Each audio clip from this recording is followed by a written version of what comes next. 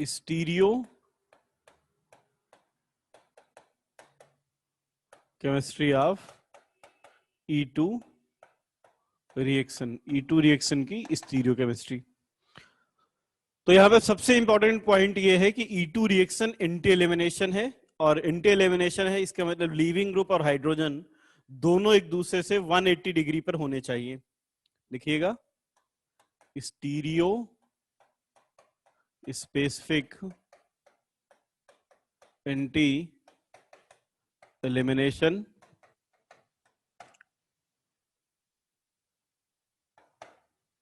दूसरा point leaving group and hydrogen must be present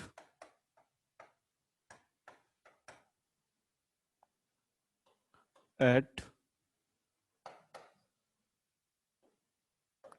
180 degree angle from each other। 180 degree angle मतलब अगर देखा जाए तो क्या होने चाहिए, वो एक दूसरे के एंटी पेरीप्लेनर होने चाहिए, एंटी पेरीप्लेनर।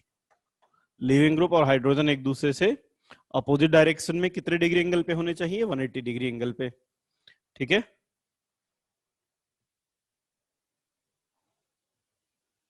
वॉइस आ रही है सबको, सभी को वॉइस आ रही है? ओके। तो जैसे एग्जाम्पल के थ्रू समझते हैं अपन।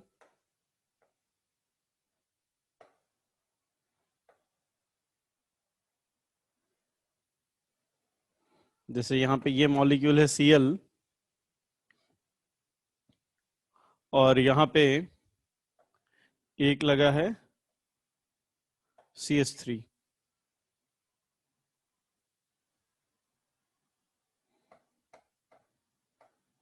और अगर CH3 यहां पे लगा है तो यहां पे हाइड्रोजन लगा है। अब आप अगर इसको देखिए तो ये लीविंग ग्रुप है, ये अल्फा पोजीशन है, और ये दो बीटा पोजीशन है। लीविंग ग्रुप फ्रंट पे है Cl, तो जो अल्फा हाइड्रोजन होना चाहिए वो बैक पे होना चाहिए।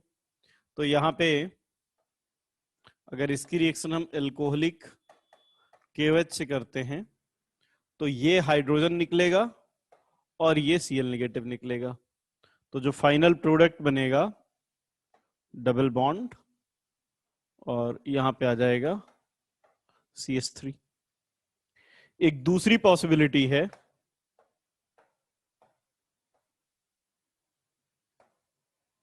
ये ऐसा, यहां पे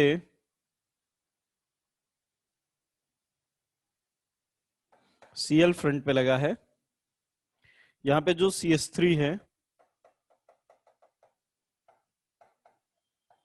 ये CH3 बैक में है। अब अगर इसकी रिएक्शन एल्कोहलिक KOH से करते हैं हाई टेम्परेचर पर, तो अब यहां पर जो हाइड्रोजन है ये फ्रंट पे है, ये हो गया अल्फा कार्बन, ये बीटा, और ये भी बीटा। इस बीटा कार्बन पर भी दो हाइड्रोजन हैं, एक फ्रंट पे और एक बैक पे। अब देखिए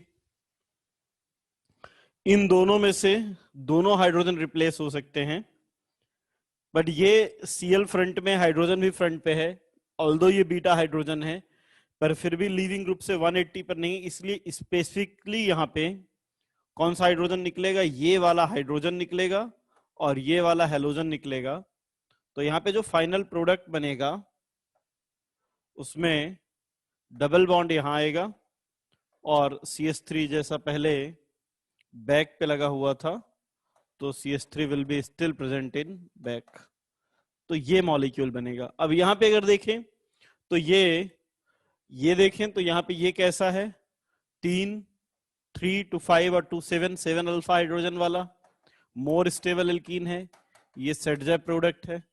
जबकि यहां पर जो एल्कीन बना है, अब ये रिएक्टेंट सेम थे, अब यहां पे 2+1 3 अल्फा हाइड्रोजन वाला मेजर प्रोडक्ट बना है, तो इस बार हाफमैन प्रोडक्ट मेजर बना।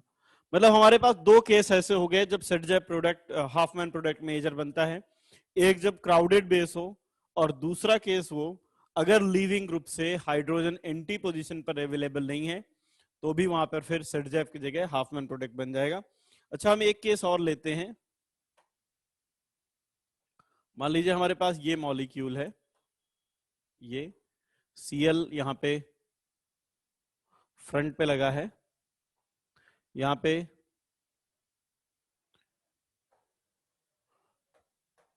CH3 है बैक पे, यहां पर भी CH3 बैक पे है, ठीक है, और यहां पे लगा है Cl।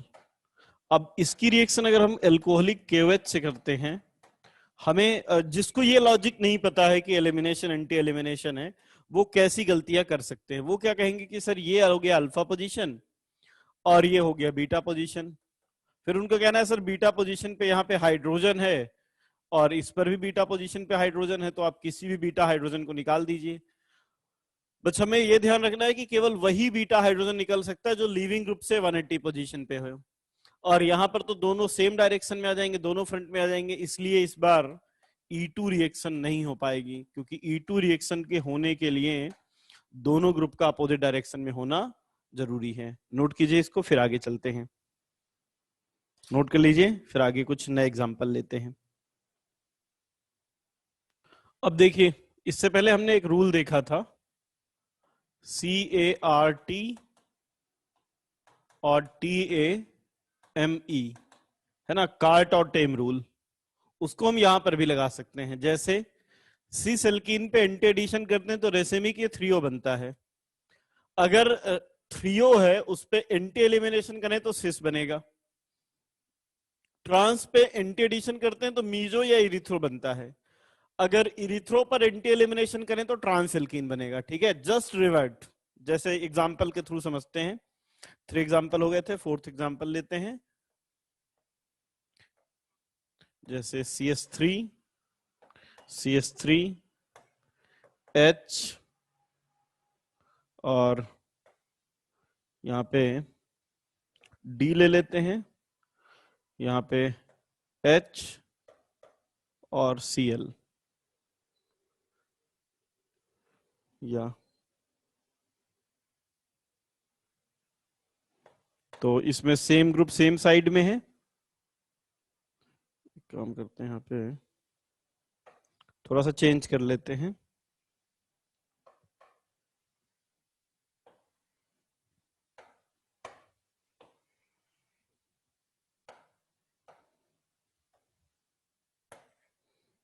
PH CH3 H CH3 Cl, same group same side. दूसरा ले रहे हैं PH CH3, इधर ये H, ये CH3 और ये Cl।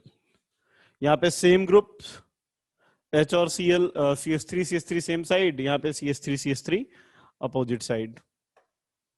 इसकी रिएक्शन करते हैं एल्कोहलिक KOH से, और एक बार इसकी रिएक्शन करते हैं एल्कोहलिक KOH से। ठीक है, तो देखिए कैसे प्रोडक्ट बनाएंगे। यहाँ पे सबसे पहले ये जो मॉलिक्यूल है ये फिशर फॉर्म है, और हमें क्या चाहिए, Cl और H एंटी पोजीशन पे चाहिए। तो Cl और H को एंटी पोजीशन पे ले जाने के लिए हमें इसको कन्वर्ट करना होगा इक्लिप्स फॉर्म में। फिशर फार्मूला है, इक्लिप्स फॉर्म में अगर देखें तो कैसे बनेगा, ये PH Cl यहां पे, ये नीचे वाला कार्बन PH Cl, और ये वाला हो गया CH3। ठीक है, अब देखिए बैक वाले कार्बन पे, यहां पे ये PH, ये PH, ये H और ये CH3, ऐसा। और क्या चाहिए हमें, और हमें चाहिए Cl और H, मतलब Cl और ये H दोनों एंटी पे चाहिए। अभी तो ये दोनों एंटी पे है नहीं, तो एंटी पे लाने के लिए क्या करते हैं, स्टेप बाय देखिएगा। एंटी पे लाने के लिए Cl को घुमाया, Cl आ गया नीचे, तो जब Cl आया नीचे तो पीएच चला गया यहाँ पे। ठीक है, Cl को घुमा के नीचे लाए, पीएच यहाँ और CH3 यहाँ पे। ठीक है, अब देखिए हाइड्रोजन कहाँ पे है, यहाँ पे हाइड्रोजन हमें चाहिए एंटी पे, तो एंटी पे लाने के लिए घुमाया, हाइड्रोजन आ गया यहाँ पे। जब हाइड्रोजन आया यहाँ तो CH3 आ गया यहाँ पे। ठीक है, CH3 आ गया यहाँ पे और ये वाला पीएच आ गया, ये ऐसा। अब क्या करेंगे, दोनों हो गए एंटी पोजीशन पे, यहां से H और यहां से Cl, क्या निकल जाएगा, ये H और Cl निकल गया। तो जब H और Cl निकल गया तो क्या बचा, देखिए जैसा बचा है वैसा लिख देते हैं। ये कार्बन बचा हुआ है, कार्बन से लगा हुआ है पीएच, कार्बन से लगा दिया पीएच, और यहां पे लगा है CH3। ये फ्रंट वाले और बैक वाले कार्बन के बीच में आ गया डबल बॉन्ड, यहां पे लगा दिया डबल बॉन्ड। ये पीछे वाला कार्बन CH3 लेफ्ट में और पीएच यहां पे। ठीक है, तो अब देखिए ये कैसा था, जिसमें सेम ग्रुप सेम साइड में थे, सेम ग्रुप सेम साइड में मतलब इरिथ्रो था, और इरिथ्रो से जो एल्कीन बना ये ट्रांस था। तो अब हमारे पास एक तो डायरेक्ट ट्रिक है कि डायरेक्ट ट्रांस बना दिया, दूसरा इस तरह से बनाएं। अब आपको जो मेथड सही लगे, चाहे ट्रिक से बना लें चाहे इस लेंदी मेथड से बना लें। जैसे मैं इसी को एक बार फिर से इस एग्जांपल से फिर से यही चीज समझाता हूं। पहले क्या करेंगे, सबसे पहले ये फिशर फार्मूला है, फिशर इज ऑलवेज इक्लिप्स्ड, तो बना लीजिए पीएच नीचे आ गया जैसा दिख रहा है, Cl यहां पे, CH3 यहां पे, ये हो गया। फिर इक्लिप्स्ड है, मतलब अब पीएच वाले को बना लेते हैं, पीएच यहां पे, CH3 यहां पे और ये H यहां पे। चाहिए क्या, H और Cl 180 पे चाहिए। कैसे लेके जाए H और Cl को 180 पे, तो पहले बैक वाले को फिक्स किया, फ्रंट वाले को रोटेट कर दिया। नहीं यार ठीक से बना नहीं, ये थोड़ा ठीक है। हाँ, ये फ्रंट वाले को फिक्स, अच्छा फ्रंट वाला Cl नीचे चाहिए, जैसे यहां पे Cl को नीचे लाए थे, तो इसको घुमा देते हैं, 120 से घुमाया, Cl यहां आ गया। लेकिन जब Cl यहां आया तो पीएच आ गया यहां पे, और जो CH3 यहां था सब 120 पे घूम गए। ये तो हो गए फ्रंट वाले। बैक वाले में H यहां था, तो बैक वाले को H को यहां लाना है। जब H को यहां लाएंगे तो CH3 आएगा यहां पे, और जब CH3 यहां आया, CH3 यहां आया तो जो पीएच नीचे था वो पीएच आ गया यहां पे। अब क्या करेंगे, अब H और Cl को रिमूव करेंगे, तो यहां से H निकला और फ्रंट वाले से, बैक वाले से H, फ्रंट वाले से Cl, और निकलने के बाद जो मॉलिक्यूल बना वो कैसा था, तो देखो ये फ्रंट वाले कार्बन पे और बैक वाले कार्बन के बीच में डबल बॉन्ड। अब देखो पीएच लेफ्ट साइड पे लगा है, पीएच को लेफ्ट पे लगा दिया, CH3 राइट साइड पे लगा था, राइट पे लगा दिया। बैक वाले कार्बन में पीएच सेम साइड पे लगा, इधर लगा था, CH3 इधर लगा था। तो चाहे तो आप इस लेंदी मेथड से कीजिए, या सीधे देखिए कि यहां पर सेम ग्रुप अपोजिट साइड में थे, सेम ग्रुप अपोजिट साइड में है, मतलब ये थ्रियो हुआ। इस बार एलिमिनेशन एंटी है, तो थ्रियो पे एंटी एलिमिनेशन, तो जो एल्कीन बनेगा वो सिस होगा। मैंने पूरी मेथड बता दी है, चॉइस आपकी है कि आप लॉन्ग मेथड से करना चाहते हैं या शॉर्टकट से करना चाहते हैं। अब अपन लेते हैं एग्जांपल।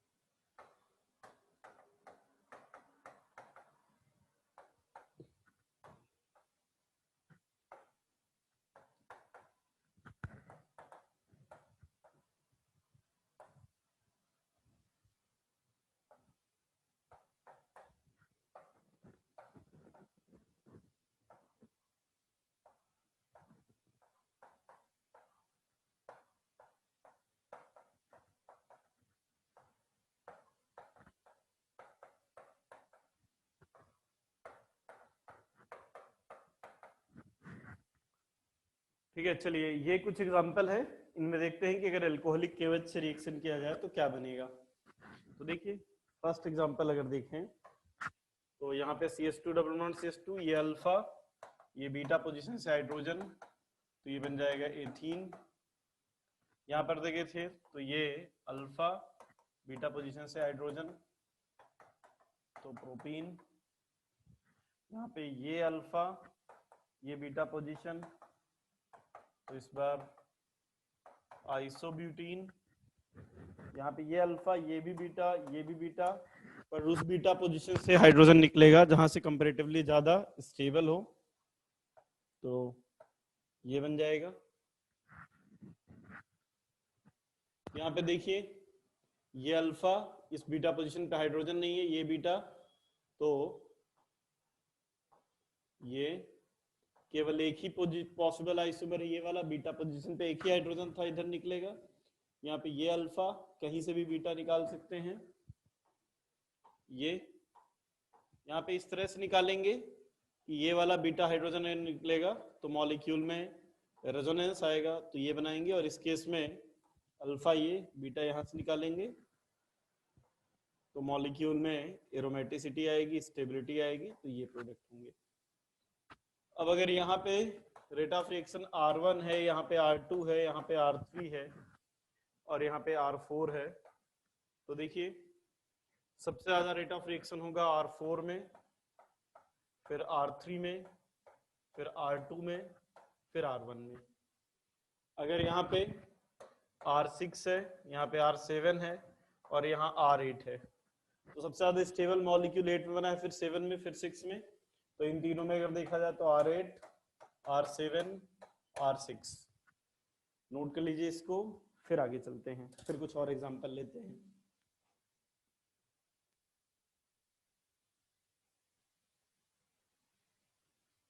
केवच से करें तो ये अल्फा है, इस वाले बीटा पोजीशन से हाइड्रोजन निकलेगा जहां से कंपैरेटिवली ज्यादा स्टेबल बन रहा है, तो यहाँ पे प्रोडक्ट ये बनेगा। यहाँ पे अगर अल्कोहलिक केवच से रिएक्शन करें तो ये अल्फा पोजीशन है, बीटा पोजीशन पर कोई भी हाइड्रोजन नहीं है, तो यहाँ पे no heat reaction.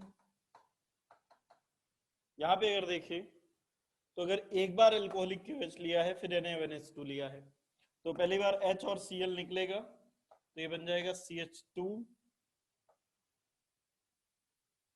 Double bond CH Cl। एक बार Cl निकल गया, H निकल गया।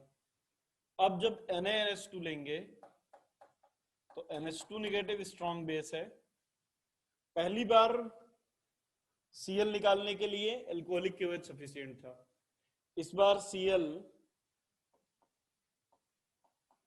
रेजोनेंस में है तो अब इवन स्ट्रॉन्गर बेस चाहिए, तो NaNH2 लेंगे, NaNH2 की प्रेजेंस में H और Cl निकलेगा, तो ये CS triple bond CH acetylene बनेगा।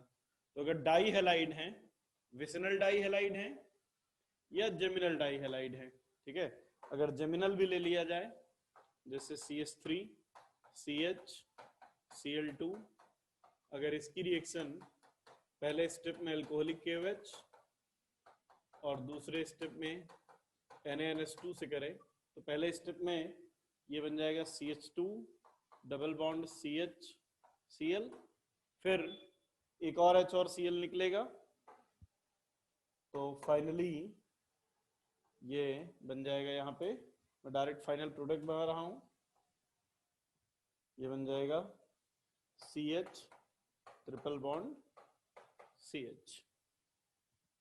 तो एसिटिलीन भी बना सकते हैं, जैसे CH3 C Cl Cl CH3 है, इसकी रिएक्शन पहले स्टेप में अल्कोहलिक KOH और दूसरे स्टेप में NaNH2 लें, तो पहले एक Cl H और Cl निकलेगा, फिर दूसरा HCl निकलेगा और फाइनली ये CH triple bond CH alkyne बनेगा। Next one is E one elimination unimolecular, E2।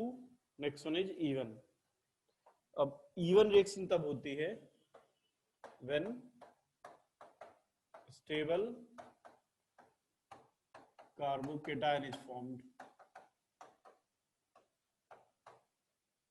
किसमें? एल्किल हैलाइड में। और एल्कोहल में कब होता है? जब एल्कोहल को H2SO4 के साथ हीट करते हैं तो इवन रिएक्शन होती है। दो केस ऐसे हैं जब हमारे पास इवन रिएक्शन होगी, या तो एल्केलाइड टर्सरी हो या एल्कोहल को H2SO4 के साथ हीट किया हो। ठीक है, देखिए कैसी रिएक्शन होती है इवन में। तो जैसे अगर हम टर्सरी एल्काइल हैलाइड ले लें, टर्सरी ब्यूटाइल क्लोराइड, यहां पर E2 रिएक्शन होती है वीक बेस की प्रेजेंस में। जब एल्केलाइड के साथ वीक बेस लेते हैं, वीक बेस जैसे वाटर, तो पहले स्टेप में आयनाइजेशन होगा, Cl नेगेटिव निकल जाएगा, ये बन जाएगा कार्बोकेटायन, ये। ठीक है, अब क्या होगा?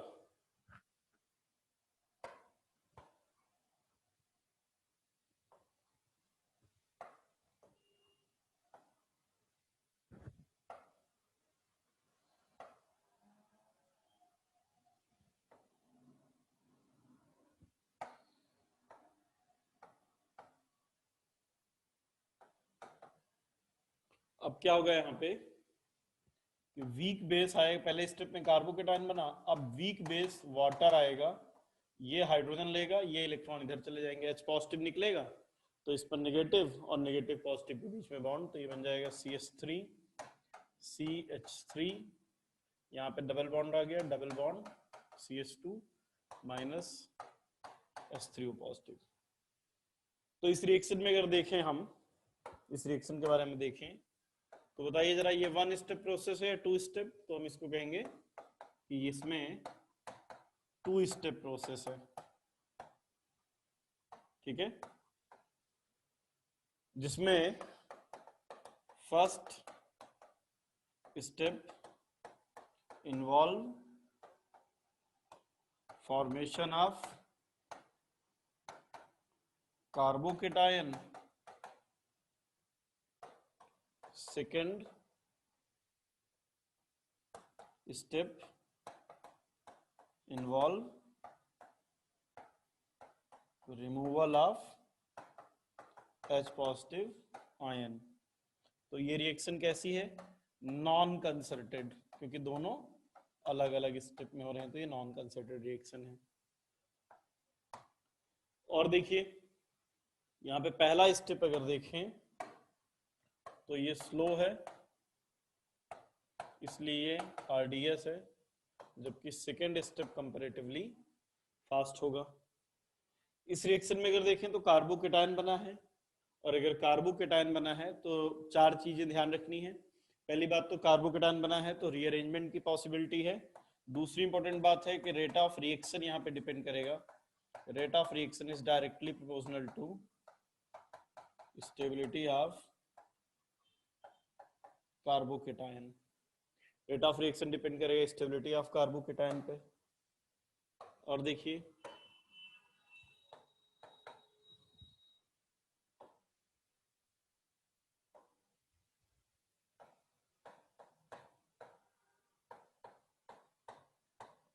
since carbocation is formed,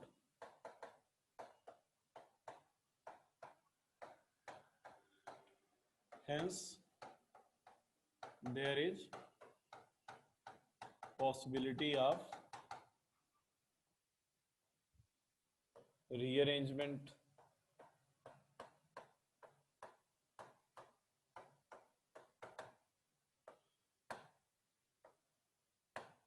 यहाँ पे रीअरेंजमेंट की पॉसिबिलिटी है। मेजर प्रोडक्ट जो है वो मोर स्टेबल एल्कीन बनेगा यहाँ पर भी। तो यहाँ पे एक बात ध्यान रखना है कि यहाँ पे हमेशा जो Saytzeff product will be major, Saytzeff product जो है वो ज्यादा बनेगा। ठीक है। यहाँ पर कभी भी, और यहाँ पे वहां पे क्या देखते थे, E2 में स्टीरियो स्पेसिफिक एंटी था, मतलब दोनों लिविंग ग्रुप एक दूसरे से 180 होना चाहिए। यहाँ जरूरी नहीं है कि एंटी पर हो, तो ये रिएक्शन नॉन स्टीरियो स्पेसिफिक है। नॉन स्टीरियो स्पेसिफिक मतलब लिविंग ग्रुप हाइड्रोजन और जो लिविंग ग्रुप था उनका 180 पर होना जरूरी नहीं है, कहीं पर भी होंगे निकल जाएगा। तो ये पॉइंट नोट कर लीजिए, फिर चलते हैं आगे।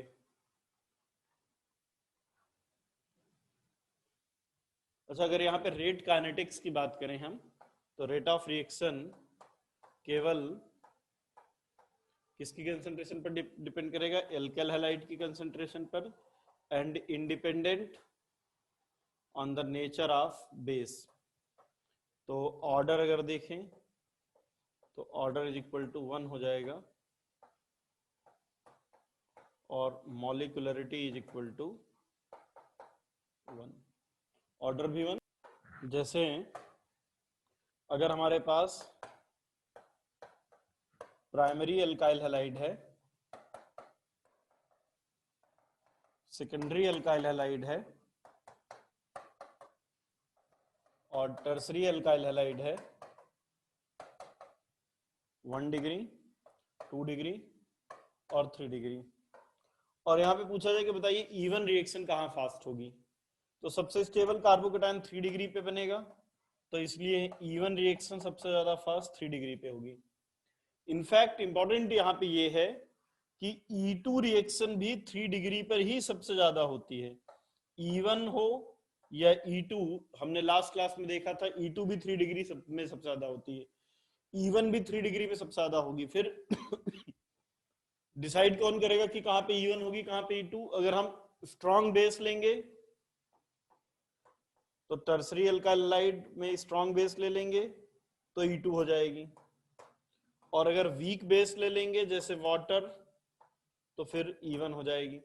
टर्सरी एल्काइलाइड में E1 भी सबसे ज्यादा होगी, E2 भी सबसे ज्यादा होगी। नोट कर लीजिए, फिर एग्जाम्पल लेकर के समझते हैं E1 E2 के, है ना। जैसे एक एग्जांपल लेते हैं एल्कोहल का। एल्कोहल में कैसे रिएक्शन होती है, अगर हमारे पास CH3 CH2OH है और इसकी रिएक्शन H2SO4 से करें हाई टेम्परेचर पे, तो ये एल्कीन बनेगा, CH2 double bond CH2 plus H2O। अब देखिए रिएक्शन कैसे होगी, H2SO4 तो स्ट्रॉन्ग एसिड है, डिसोसिएट होगा H पॉजिटिव और HSO4 निगेटिव। अब एल्कोहल अगर देखें तो CH3 CH2OH strongly acidic medium में ऑक्सीजन अपने पेयर ऑफ इलेक्ट्रॉन डोनेट करेगा। जब पेयर ऑफ इलेक्ट्रॉन डोनेट करेगा तो ये बन जाएगा CH3 CH2OH2 पॉजिटिव। अब वाटर पे अगर पॉजिटिव चार्ज आ गया तो H2O निकलेगा, H2O निकलेगा तो ये बन जाएगा CH2H CH2 पॉजिटिव। अब कार्बोकेटायन बना, अगर इसमें रीअरेंजमेंट की पॉसिबिलिटी होती तो रीअरेंजमेंट होता, अब यहाँ पे रीअरेंजमेंट की पॉसिबिलिटी नहीं है, तो बस सेकंड स्टेप में H पॉजिटिव निकल जाएगा और ये बन जाएगा CH2 double bond CH2 alkene, और जो HSO4 निगेटिव था वो यहाँ पे इस H प्रोटॉन को लेकर के दोबारा H2SO4 बन जाएगा। तो ये रिएक्शन हो जाएगी एसिड कैटलाइज्ड डिहाइड्रेशन, वाटर निकल रहा है तो acid catalysed dehydration of alcohol. ठीक है, इस रिएक्शन में कार्बोकेटायन बन रहा है, और अगर कहीं पर कार्बोकेटायन बनता है और वहां पे रीअरेंजमेंट की पॉसिबिलिटी है तो रीअरेंजमेंट होगा, उसके बाद प्रोडक्ट बनेगा। जैसे मान लीजिए ये है हमारे पास एल्कोहल, इसकी रिएक्शन करते हैं H2SO4 से और हाई टेम्परेचर पे, तो क्या होगा, तो यहाँ पे देखिए सबसे पहले तो कार्बोकेटायन बनेगा। अब कार्बोकेटायन ये वाला बना, अब इस कार्बोकेटायन में मिथाइल शिफ्ट पॉसिबल है, तो मिथाइल शिफ्ट अगर होगी इसमें मिथाइल शिफ्ट पॉसिबल है, ये मिथाइल शिफ्ट हो गई। तो मिथाइल शिफ्ट के बाद जो मोस्ट स्टेबल कार्बोकेटायन बना वो ये बन गया, पॉजिटिव चार्ज यहां आ गया। अब इसके बीटा पोजीशन से हाइड्रोजन निकलेगा, यहाँ पे यहां से हाइड्रोजन निकलेगा पास वाले से, और ये एल्कीन बन जाएगा। पहले कार्बोकेटायन मिथाइल शिफ्ट, एक CH3 लगा था, एक और लग गया, 2 मिथाइल। ये कार्बोकेटायन अब इससे ज्यादा स्टेबल नहीं बन सकता, तो पॉजिटिव चार्ज के पास वाले कार्बन से हाइड्रोजन निकलेगा। यहाँ पे पास वाले कार्बन पे ये हाइड्रोजन था। अच्छा, हाइड्रोजन तो ये भी है, इनको क्यों नहीं निकाला? क्योंकि वो कंपेरेटिवली लेस स्टेबल बनता, और इवन रिएक्शन में हमेशा जो मोर स्टेबल एल्कीन है वो बनेगा।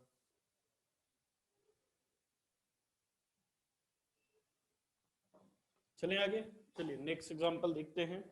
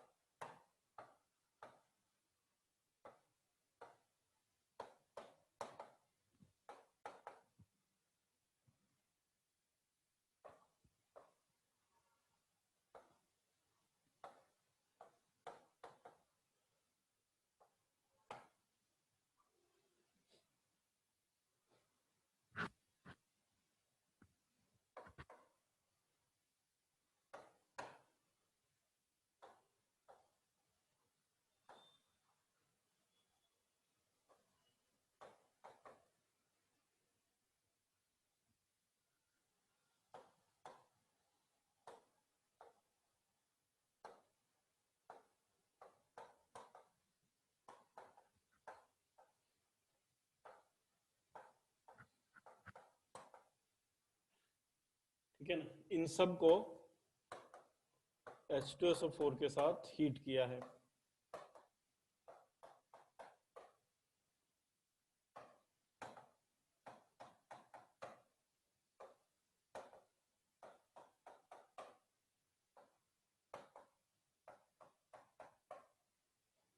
देखिए फर्स्ट केस में क्या होगा, पहले तो यहाँ पे कार्बोकेटायन बनेगा, ये वाला कार्बोकेटायन बनने के बाद यहाँ पे ये वाली रिंग में एक्सपांशन होगा, ये ऐसा रिंग एक्सपांशन के बाद जो पॉजिटिव चार्ज था, ये अपन ऑलरेडी सब चीजें डिस्कस कर चुके हैं, जो पॉजिटिव चार्ज था वो यहाँ पे आ जाएगा। ठीक है, फिर एक बार हाइड्राइड शिफ्ट होगा, और ये सब कुछ करके जो मोस्ट स्टेबल कार्बोकेटायन बनेगा, मैं डायरेक्ट उससे बना रहा हूं, ये बनेगा मोस्ट स्टेबल कार्बोकेटायन यहाँ पे। अब इसके बीटा पोजीशन से हाइड्रोजन निकलेगा, तो इसकी बीटा पोजीशन ये है, हाइड्रोजन निकल गया, ये प्रोडक्ट बना। यहाँ पे देखिए क्या होगा, सबसे पहले तो कार्बोकेटायन, ये बना कार्बोकेटायन, ये बना कार्बोकेटायन, फिर रिंग एक्सपांशन, रिंग एक्सपांशन जब हुआ तो कैसा हुआ रिंग एक्सपांशन कि ये चला गया ऐसा, ये पॉजिटिव। अब क्या होगा यहाँ पे, इसके बाद यहाँ पे होगी मिथाइल शिफ्ट, और इन सब कुछ करने के बाद जो मोस्ट स्टेबल कार्बोकेटायन बनेगा वो ऐसा बनेगा। अब इसकी बीटा पोजीशन से हाइड्रोजन निकलेगा, तो इसकी बीटा पोजीशन ये वाली भी है, ये वाली भी, ये वाली भी है।